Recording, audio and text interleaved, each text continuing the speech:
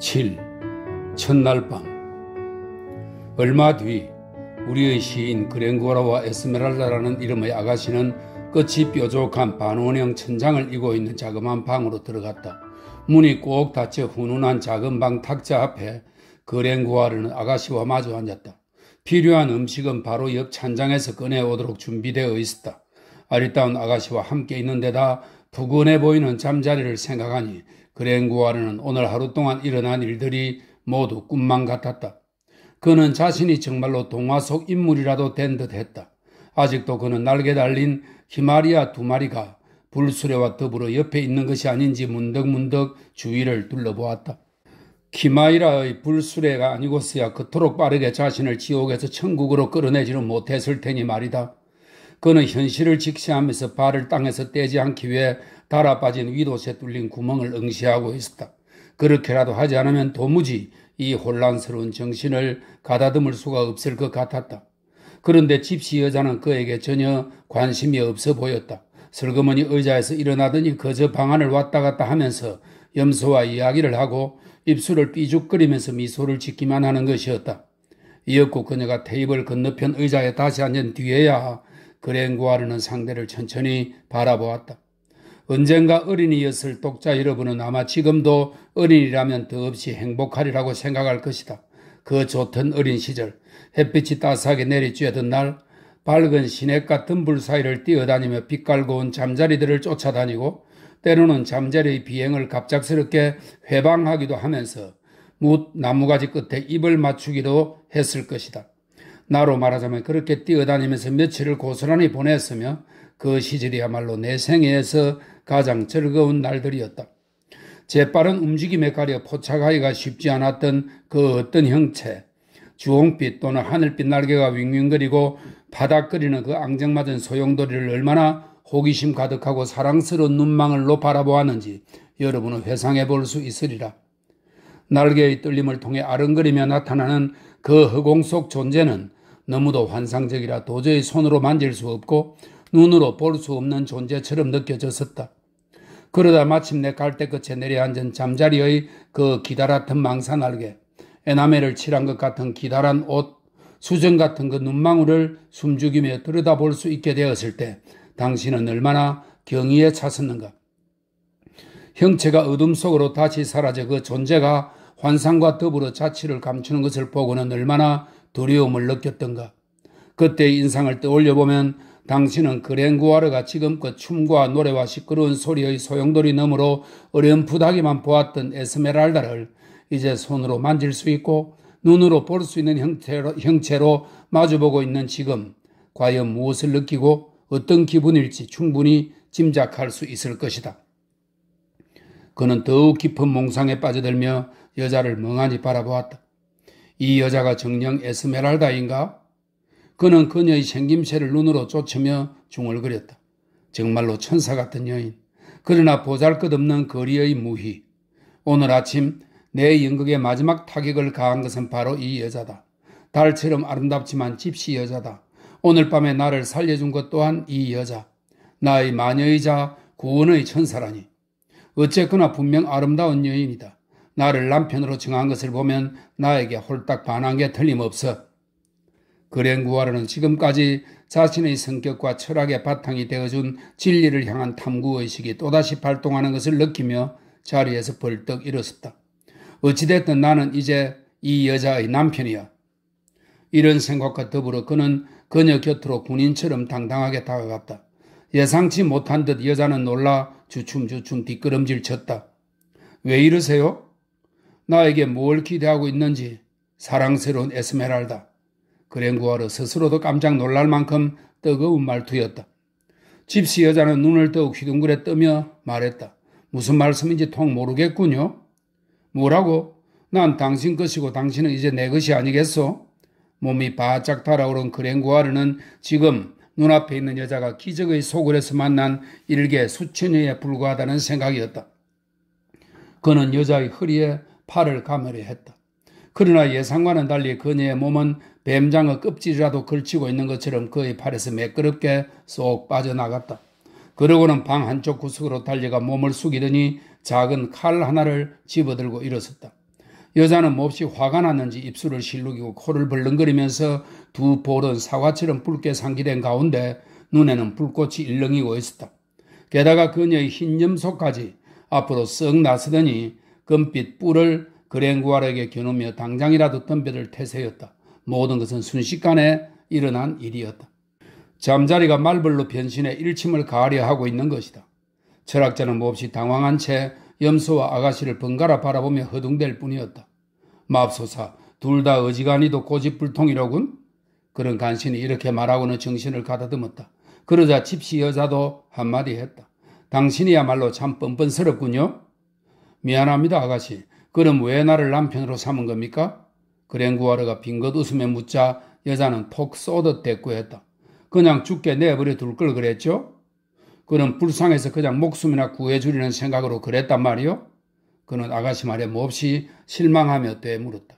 그게 아니면 제가 무슨 딴 생각이라도 했을까 봐서요? 그랭구아르는 입술을 깨물었다. 그렇군요. 난 사랑을 얻은 게 아니었군요. 그럼 항아리는 왜 깨뜨린 겁니까? 이야기를 하는 동안에도 에스메랄다와 염소는 여전히 공격 태세를 늦추지 않고 있었다. 알았어요, 에스메랄다 양. 자, 화해합시다. 나는 샤틀렛 법원의 서기가 아니오. 따라서 당신이 시장 명령을 어기고 그렇게 칼을 소지하고 시내를 활보하고 다녀도 소송을 걸지는 않겠소. 하지만 당신도 알다시피 일주일 전에는 노엘 레크리뱅이 당금을 가지고 다니다가 파리 돈으로 10수의 벌금을 물었소. 맹세컨대 당신이 허락하지 않으면 절대로 가까이 가지 않겠어요. 대신에 먹을 거나 좀 구해주시오. 사실 그랭구아르는 데프레오와 마찬가지로 그다지 색증을 밝히는 인물이 아니었다. 그는 여자들을 마구 대하거나 함부로 범하는 부류가 아니었다. 다른 모든 일과 마찬가지로 연애도 때를 기다리고 합의를 바랐으며 사랑스러운 여자와 마주 앉아 꿀맛 같은 저녁 식사를 하는 것은 그에게 새로운 연애의 시작과 끝 사이의 멋진 막간처럼 느껴졌다. 집시 여자는 아무 말도 하지 않았다. 그러다 비웃는 것인지 한동안 입술을 삐죽거리더니 새처럼 고개를 쳐들고는 큰 소리로 웃어젖혔다. 조금 전까지만 해도 들고 있던 칼은 어디다 감추었는지 더 이상 눈에 띄지 않았다. 잠시 뒤 테이블에는 흑빵과 베이컨 한 조각, 시들어 빠진 사과 몇 알과 맥주 한 병이 올라왔다. 그랭구아르는 허겁지겁 며칠 굶은 사람처럼 달려들어 개걸스레 먹기 시작했다. 쇠로 만든 포크가 사기 접시에 부딪히는 소리가 요란했다. 그의 욕정이 어느새 식욕으로 바뀌어버린 것 같았다. 그녀는 정신없이 먹는 남자 앞에 앉아 그 모습을 말없이 지켜보고 있었다. 무슨 다른 생각을 하는지 혼자 이따금씩 미소 짓기도 하고 무릎 사이로 고개를 내밀고 있는 염소의 작고 단단한 머리를 쓰다듬곤 했다. 노란 촛불이 그의 식욕과 몽상의 한 장면을 밝게 비춰주고 있었다. 앞뒤 가릴 것도 없이 허겁지겁 배를 채우던 그랭구아르는 눈앞에 달랑 사과 한 알만 남은 것을 알아차리고서야 얼마간 부끄러움을 느꼈다. 당신은 왜 안 먹는 거요, 에스메랄다? 그 말에 여자는 고개를 가로젓더니 깊은 생각에 잠긴 듯 눈을 들어 둥근 천장을 쳐다보았다. 뭐야, 이 여자는 대체 무슨 생각을 하는 거지? 속으로 중얼거리며 그랭구아르는 여자가 쳐다보는 것을 함께 바라보았다. 저 천장에 새겨진 난쟁이의 찡그린 얼굴에 빠진 건 아닐 테고 설마니 내가 저만도 못하단 것은 아니겠지? 그가 목소리를 높였다. 아가씨. 여자는 들리지 않는 모양이었다. 그는 더 큰 목소리로 다시 한번 여자를 불렀다. 이것 봐요, 에스메랄다 아가씨. 소용없었다. 여자의 마음은 다른 데가 있었고 그랭구아르가 아무리 고래고래 소리쳐봤자 그녀의 주의를 끌 수는 없을 것 같았다. 그런 와중에 때마침 염소가 대신 나서주는 것처럼 주인의 소매뿌리를 슬며시 잡아당겼다. 찰리 왜 그러니? 그제야 여자는 잠에서 깨어난 듯 돌아보며 물었다. 배가 고픈가 보. 그랭구아르가 때를 놓칠 새라 얼른 대답했다. 에스메랄다는 찰리가 우아하게 먹을 수 있도록 빵을 자르게 부수어 손바닥 위에 놓아주었다. 그랭구아르는 또다시 여자가 몽상에 빠질까 봐 말을 붙이기 시작했다. 그럼 당신은 나를 남편으로 삼을 생각이 전혀 없단 말이요? 그녀는 사내를 뚫어지려 응시하다가 대답했다. 네, 그래요. 그냥 애인은 어떻소? 그랭구아르가 다시 물었다. 그녀는 입술을 삐죽이며 대답했다. 싫은데요? 친구는 어때요? 그랭구아르는 포기하지 않았다. 그녀는 한참 동안 물끄러미 쳐다보다가 툭 던지듯 대답했다.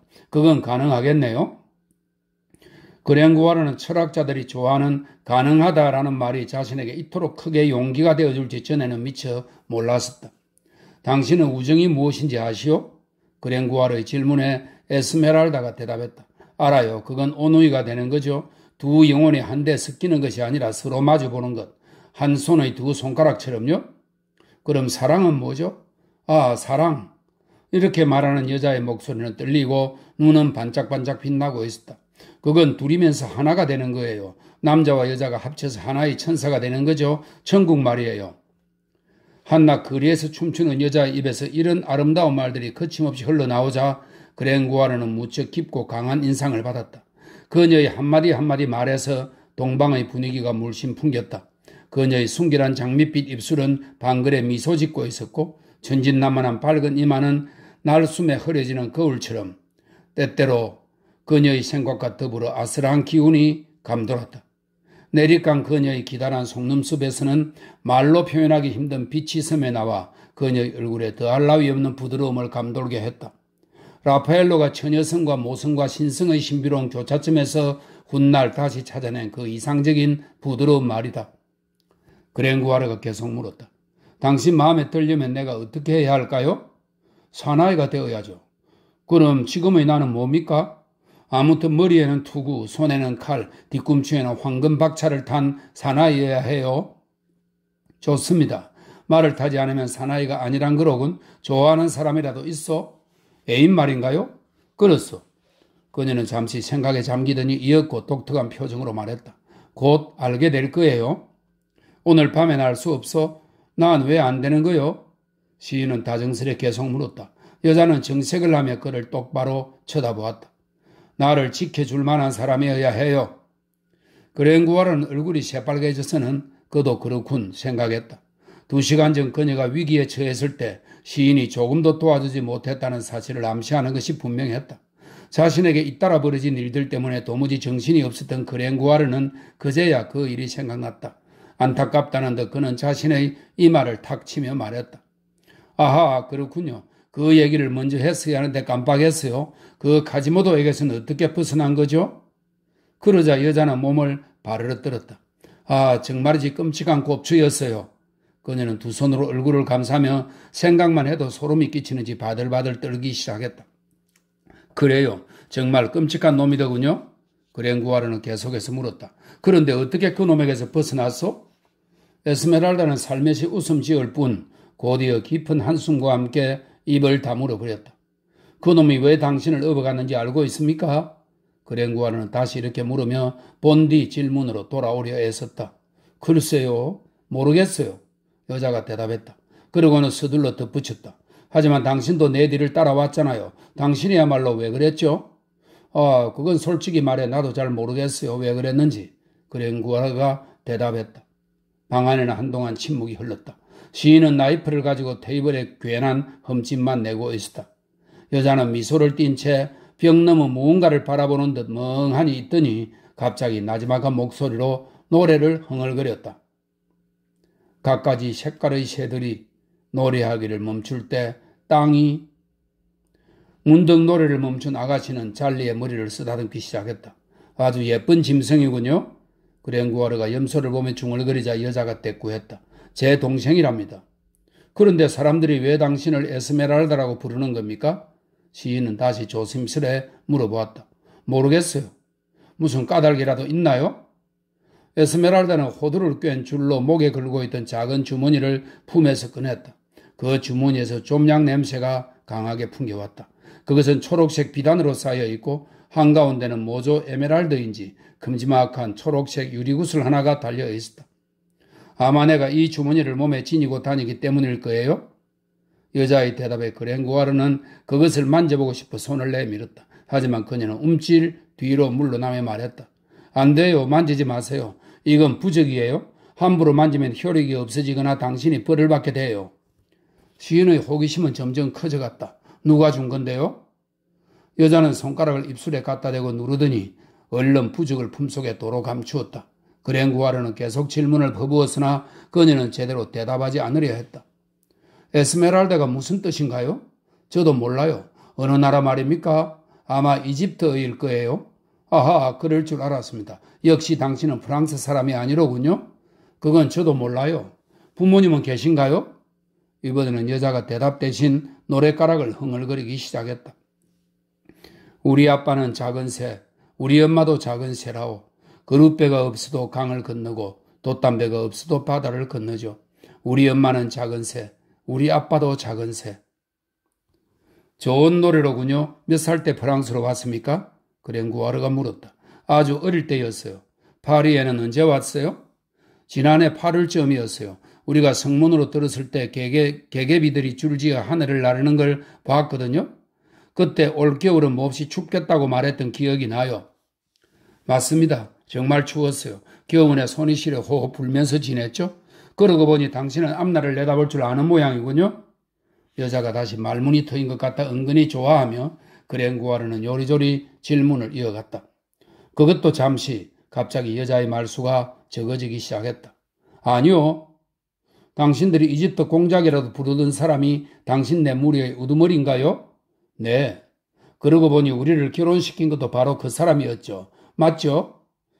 시인은 수줍게 말했다. 여자는 볼에 바람을 넣어 귀여운 표정을 지으며 대꾸했다. 나는 아직 당신 이름도 모르거든요. 내 이름 말이요? 궁금하다면 알려드리죠. 난 피에르 그랭구아르라고 합니다. 저는 그보다 더 멋진 이름을 알고 있답니다. 여자의 말에 그랭구아르는 제법 씩씩한 어조로 입을 열었다. 오호, 좀 짓궂으신 데가 있군요. 어쨌든 상관없습니다. 그 정도로 화를 내거나 하진 않을 테니까요. 하지만 당신이 앞으로 나에 대해 좀 더 알게 되면 틀림없이 날 사랑하게 될 겁니다. 당신이 당신 이야기를 해주었으니 나도 내 얘기를 좀 해야겠군요. 아까도 말했지만 내 이름은 피에르 그랭구아르라고 합니다. 고네스 공정인사무소 소속 징세 청부인의 아들이죠. 아버지는 보르고뉴 군대에 붙잡혀 교수형을 당하셨고 어머니는 피카르디 군인 칼에 돌아가셨습니다. 20년 전 파리가 포위됐을 때 말이죠. 그때 나는 6살이었는데 고아가 된 뒤로 파리 길바닥을 맨발로 떠돌아다녔어요. 16살이 될 때까지 어떻게 살아왔는지 나도 잘 모릅니다. 과일 장수가 자두 하나를 던져주면 맞은편에선 빵 장수가 빵 껍데기를 던져주고 뭐 그런 식으로 살아왔답니다. 밤에 야경꾼에게 붙잡혀 감옥에 가면 집단 하나에 의지해 잠을 잤어요. 그런데도 보시다시피 키는 훌쩍 자랐지요. 겨울엔 쌍스 대주교관 현관에서 햇볕을 쬐며 생장 축제의 화토불을 한여름까지 간직해 두는 건 바보짓이라 생각했답니다. 16살 때부터는 돈을 벌기 위해 안 해본 일이 없습니다. 처음엔 군인이 됐었는데 그다지 용맹한 편이 아니어서 잘 해내지 못했어요.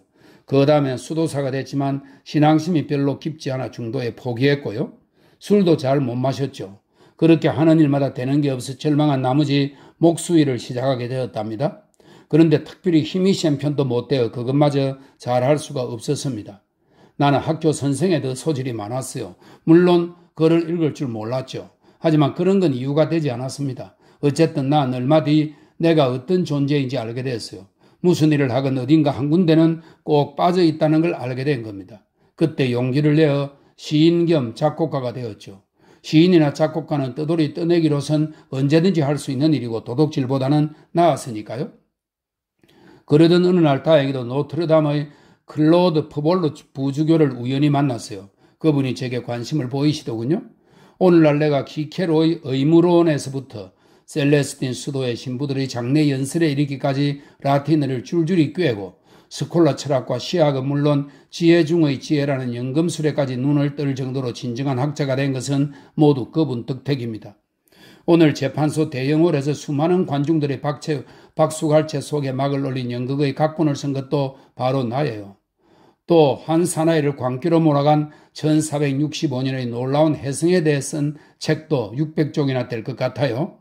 그 밖에도 나는 부족하나마 대포를 만드는 기술이 있어서 장목의 대구포도 제작했어요. 아마 당신도 알 겁니다. 그걸 시험하던 날 그것이 샤랑통 다리에서 터지는 바람에 구경꾼을 24명이나 죽게 했지요. 어쨌든 나는 그렇게까지 별 볼 일 없는 사나이는 아니라 말입니다. 갖가지 깜찍한 고개도 할 줄 아는데 그걸 당신 염소에게도 가르쳐 줄 수 있어요. 파리 주교날이 흉내내기 같은 거죠. 그는 터무니없는 위선자예요. 민유의 다리를 건너는 행인들에게 숨쉴 틈도 주지 않고 물을 끼얹는답니다. 그리고 내가 만든 성사극으로 꽤 짭짤한 수입을 올릴 수 있을 겁니다. 다 지불해 준다면 말이죠. 그래요. 분명히 말하건대 나는 당신이 바라는 거라면 무엇이든 하겠습니다. 내 몸과 정신과 학문, 문학적 재능까지 몽땅 바치겠습니다. 에스메랄다 양, 함께 살 수만 있다면 무엇든 당신 뜻에 따르겠어요. 부부로 살고 싶다면 부부로, 남매간이 좋겠다면 남매지간으로 어쨌든 함께 살지 않겠습니까? 그랭구아르는 긴 이야기를 마치고 입을 다물었다. 자신의 설득이 아가씨에게 효과를 있기를 기대하면서. 그러나 그녀는 줄곧 바닥만 내려다보고 있었다. 페비스, 그녀가 혼잣말처럼 말했다. 페비스가 무슨 뜻이에요? 한참 뒤 그녀가 시인을 돌아보며 나지막이 물었다. 그랭구아르는 지금까지 자기가 펼친 일장연설과 그녀의 질문 사이에 어떤 관계가 있는지 알 수 없었지만 자신의 학식을 드러낼 기회가 주어진 것이 싫지만은 않았다. 그는 별것 아니라는 듯 가슴을 펴고 말했다. 태양이라는 뜻이지요. 라틴어입니다. 태양, 그녀가 그를 따라 외쳤다. 아주 잘생긴 사수 모습을 한 신의 이름이지요? 신이라고요? 집시 여자가 또다시 소리쳤다. 그녀의 목소리는 무언가 골똘히 생각하는 듯한 열정적인 느낌이 담겨 있었다. 그때 여자의 팔찌 하나가 벗겨져 바닥으로 떨어졌다. 그랭구아르가 허리를 굽혀 그것을 줍는 사이 여자와 염소의 모습은 온데간데 없이 사라졌다. 어디선가 문 빗장 지르는 소리가 들렸다. 그것은 분명 옆방으로 통하는 작은 문이 밖에서 잠기는 소리였다. 잠자리는 마련되어 있는 건가? 우리의 철학자는 그렇게 중얼거리며 방 안을 둘러보았다. 침대를 대신할 만한 것이라곤 누워 자기의 적당해 보이는 기다란 나무 상자 하나가 있을 뿐이었는데 나무 뚜껑에는 울퉁불퉁 조각이 새겨져 있었다. 그 위에 누운 그랭구아르는 미크로메가스. 이 미크로메가스는 볼테르가 지은 같은 이름 소설의 주인공입니다. 지구에 온 시리우스 혜성의 거대한 주인이라고 하네요. 미크로메가스가 알프스 산맥 위에 길게 들어 누웠을 때 바로 이런 느낌이었을 거라는 생각이 들었다. 하는 수 없지. 그는 되도록 편한 자세를 잡으려고 애쓰며 중얼거렸다. 먼저 이 정도로 만족하는 수밖에 별 수 있나? 어쨌든 오늘은 정말 이상한 첫날 밤이로군. 아쉽고 섭섭한 일이야. 항아리를 깨뜨리는 그 결혼식은 무언가 소박하고 원시적인 느낌이 있어 무척 마음에 들었었는데